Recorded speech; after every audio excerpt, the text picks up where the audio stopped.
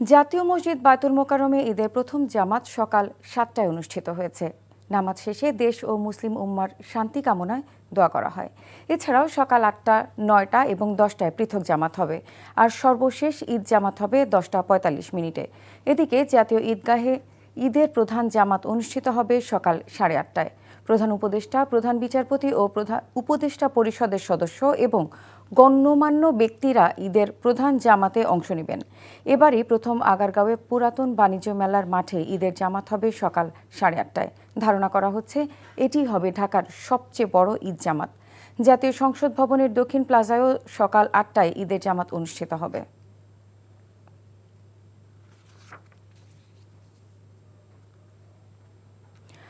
বায়তুল মোকাররম জাতীয় মসজিদ এলাকায় আছেন সিনিয়র করেসপন্ডেন্ট ফাহাদ মোহাম্মদ। সরাসরি যোগ দিচ্ছেন আমাদের সাথে।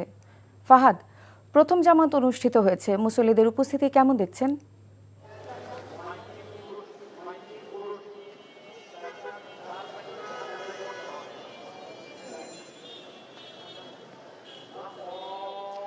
লিমা, ২৯ দিন সিয়াম সাধনার পর আজকে মুসলিম উম্মার জন্য অত্যন্ত খুশির দিন।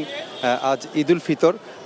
ঈদুল ফিতর উপলক্ষে জাতীয় মসজিদ বায়তুল মোকাররমে কিন্তু 5টি ঈদ জামাতের ব্যবস্থা করা হয়েছে। সকাল 7টা নাগাদ প্রথম জামাত অনুষ্ঠিত হয়েছে। সকাল থেকে আমরা দেখেছি যে প্রথম জামাতে অংশগ্রহণ করার জন্য ঢাকার আশেপাশের, ঢাকা শহর সবখানের মানুষজন, ছেলে, বৃদ্ধ, সব বয়সের মানুষ এই বায়তুল মোকাররমে উপস্থিত হয়েছেন এবং ঈদের জামাতে অংশগ্রহণ করেছেন। ঈদের জামাত অনুষ্ঠিত হওয়ার পরপরই কিন্তু এখানে এখন চলছে দ্বিতীয় জামাত শুরু হয়ে গেছে। এই দ্বিতীয় জামাত সকাল 7:30টার সময় শুরু হয়েছে এবং তৃতীয় জামাত সকাল 8টায়, এরপরে 9টায়, এরপর 10টায় এবং 11:15টার সময় পঞ্চম জামাতের মধ্য দিয়ে শেষ হবে এখানকার 5টি জামাত।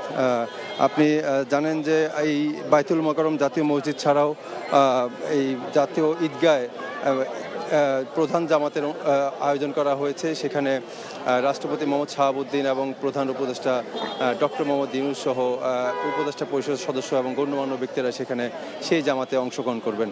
তো এখন একটি জামাত শেষ হয়েছে এবং পরবর্তী জামাতের জন্য সকল কার্যক্রম চলছে।